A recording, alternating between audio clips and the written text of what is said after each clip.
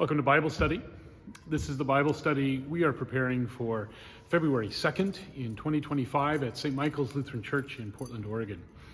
February 2nd happens to be exactly 40 days after Christmas, and that means it is the feast of the presentation of our Lord and the purification of Mary.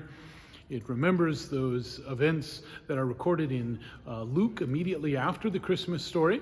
We heard those earlier, but there is yet another story to be told with that. And so we're going to remember that passage again and celebrate this festival, sometimes called Candlemas in the liturgical world. It also happens to mark the exact middle point between the winter solstice and the spring equinox. So it's got a lot of things going on this Sunday. Hope and pray you can come and celebrate them with us. This is also, however, a day when we're going to talk about wisdom. We are in the book of Proverbs as we discuss some wisdom literature, and the book of Proverbs gives us some very interesting things to think about today. These first 10 chapters or so of the book of Proverbs are really an argument for wisdom. And they are laying out the rationale for why one should seek to be wise and encouraging us to be wise by pointing out the differences and the distinctions between the one who is wise and the one who is not wise, who does not listen to wisdom. As such, it really tries to give us, the big picture.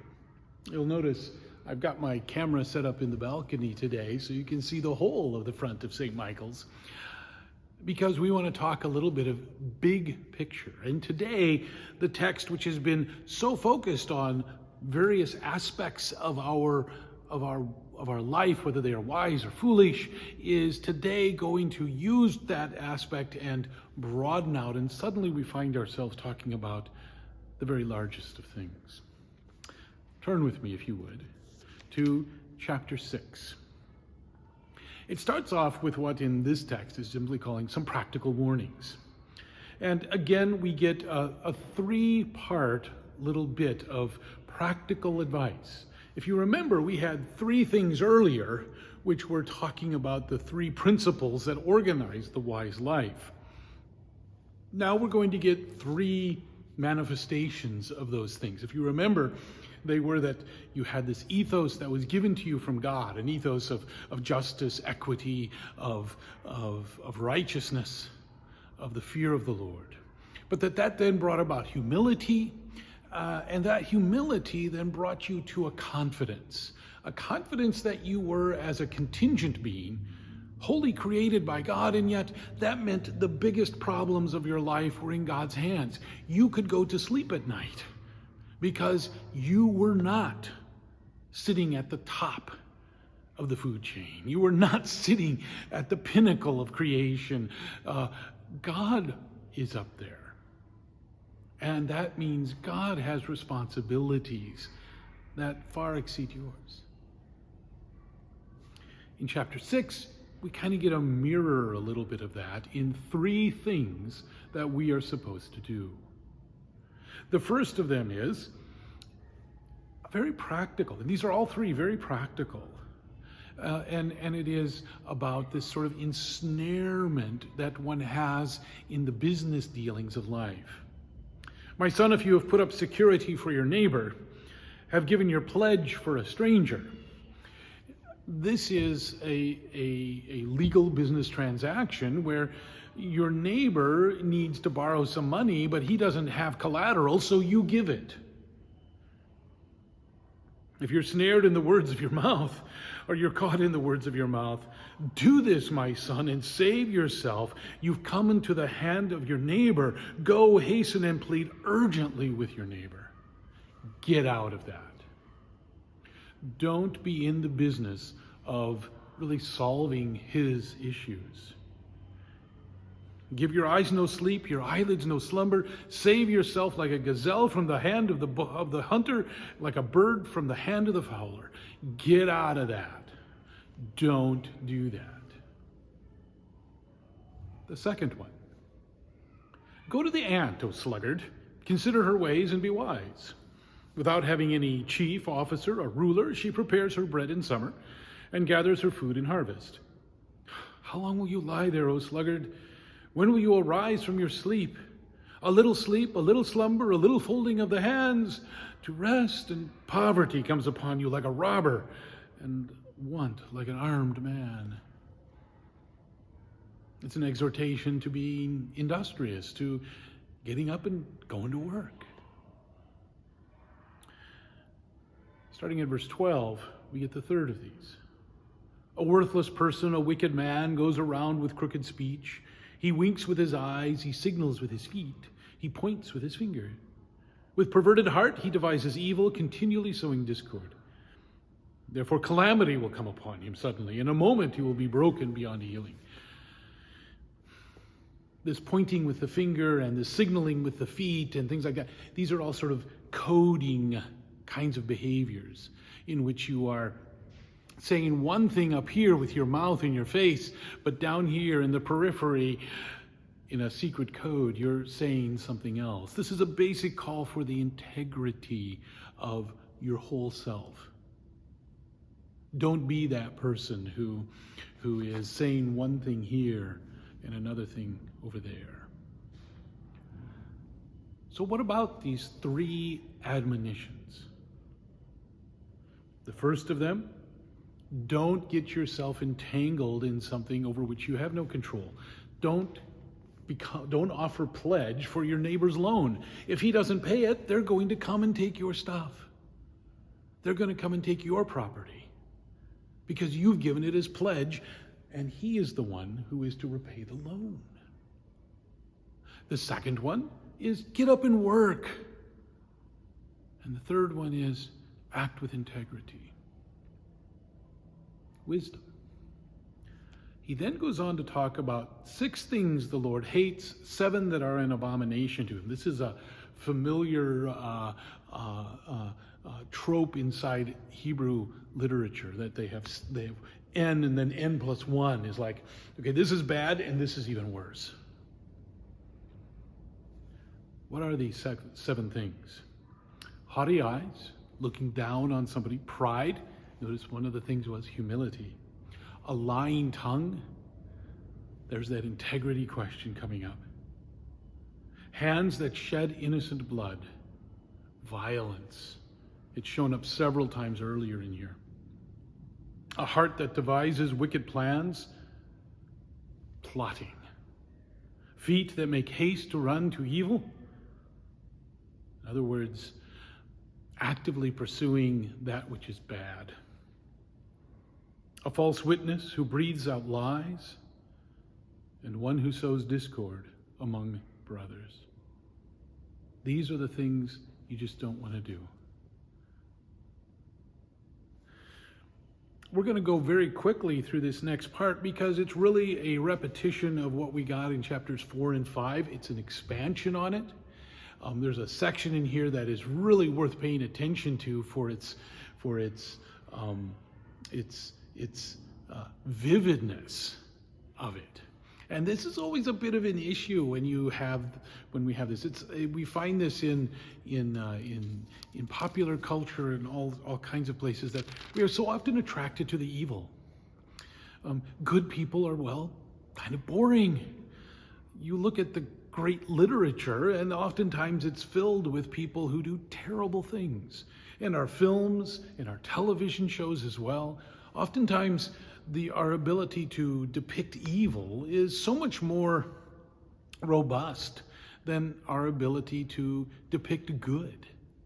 And as a result, it oftentimes becomes strangely attractive to us. Turn to chapter 7 and you'll see what I mean right here. He speaks of a young man who is hanging around in the wrong part of town. He passes along the street near the corner of a certain woman, taking the road to her house in the twilight, in the evening, at the time of night and darkness. He's not there on business. He's there for, other business. And now the woman meets him. Dressed as a prostitute, wily of heart, she is loud and wayward. Her feet do not stay in the house. Now in the street, now in the market, at every corner she lies in wait. She seizes him and kisses him, and with bold face says to him, I had to offer sacrifices, and today I have paid my vows, so now I have come out to meet you. In other words, I have invested in this. I have found you. I've spread my couch with coverings. I've colored linens with Egyptian linen. Come, let us take our fill of love till morning. Let us delight ourselves. This image of this seductress grabbing this young man who has put himself there to be seduced is incredibly vivid right here. And he says, let not your heart turn aside to her ways. Listen to me, O my son. Be attentive to the words of my mouth.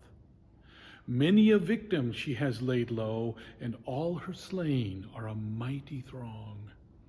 Her house is the way to Sheol, going down to the chambers of death.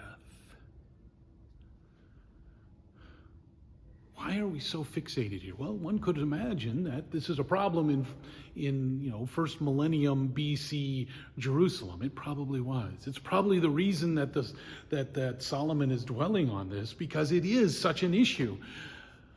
But yet I think being that issue, being that thing that is everyone gets and understands, means that now when he expands this, he has kind of snared all of us by the heart. In chapters 8 and 9, he goes on to have this explanation, and we're probably going to need more than 1 week to go through all of this. But I wanted to get started this week, because now wisdom is going to be portrayed as two women, and that kind of emphasis on the adulteress and the seductress and the chaste as opposed to the adulterous life are now going to be expanded to really include all aspects of life.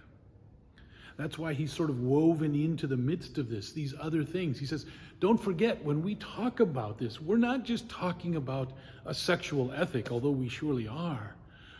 We are also talking about all of life.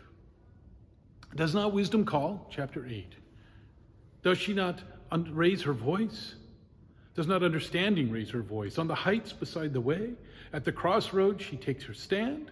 Beside the gates in front of the town, at the entrance at the portal, she cries out, to you, O men, I call, and my cry is to the children of man. O simple ones, learn prudence. O fools, learn sense. Hear, for I will speak noble things, and from my lips will come what is right. For my mouth will utter truth. Wickedness is an abomination to my lips. All the words of my mouth are righteous. There is nothing twisted or crooked in them. They are all straight to him who understands, and right to those who find knowledge. Take my instruction. Instead of silver, it's more precious than money. Take my knowledge rather than choice gold. For wisdom is better than jewels. All that you may desire cannot compare with her. I, wisdom, dwell with prudence. And now we get this personification of wisdom. Now it's wisdom itself is talking to us. I find knowledge and discretion. The fear of the Lord is the hatred of evil. Pride and arrogance and the way of evil and perverted speech I hate. I have counsel and sound wisdom. I have insight. I have strength. By me kings reign, and rulers decree what is just. By me princes rule, and nobles all who govern justly. I love those who love me, and those who seek me diligently find me. Riches and honor are with me, enduring wealth and righteousness. My fruit is better than gold, even fine gold, and my yield more than choice silver. I walk in the way of righteousness, in the path of justice, granting an inheritance to those who love me and filling their treasuries.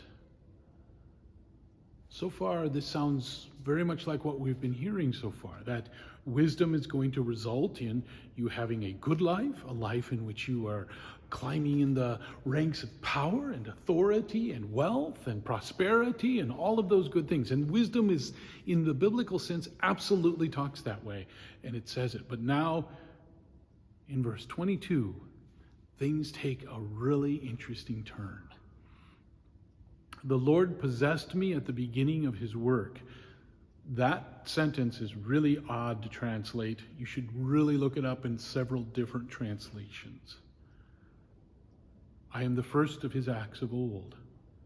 Ages ago I was set up, at the first before the beginning of the earth. When there were no depths, I was brought forth. When there were no springs abounding with water, before the mountains had been shaped, before the hills, I was brought forth. Before he had made earth with its fields, or the first dust of the world, when he had established the heavens, I was there. When he drew a circle on the face of the deep, when he made firm the skies above, when he established the fountains of the deep, when he assigned the sea its limit so that waters might not transgress his command, when he marked out the foundations of the earth, then I was beside him like a master workman, and I was daily his delight, rejoicing before him always, rejoicing in his inhabited world, and delighting in the children of man. Now, O sons, listen to me. Blessed are those who keep my ways. Hear instruction and be wise, and do not neglect it. Blessed is the one who listens to me, watching daily at my gates, waiting beside my doors. Whoever finds me finds life and obtains favor from the Lord. But he who fails to find me injures himself. All who hate me love death. We have to pick that up a little bit next week, but I want you to think about that description he just had right there, that this is wisdom, and now wisdom is there at the creation. It is there before the creation. It is before all of creation. So wisdom has become something else, hasn't it? In the beginning was the Word, and the Word was with God, and the Word was God. By him all things were made that have been made.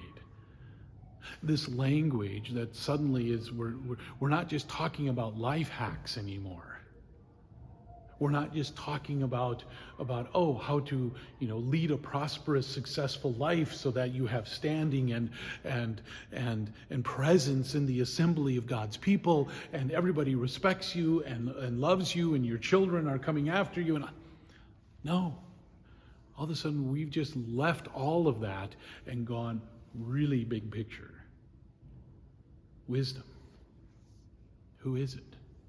Who is this wisdom that speaks to us? And what is this wisdom?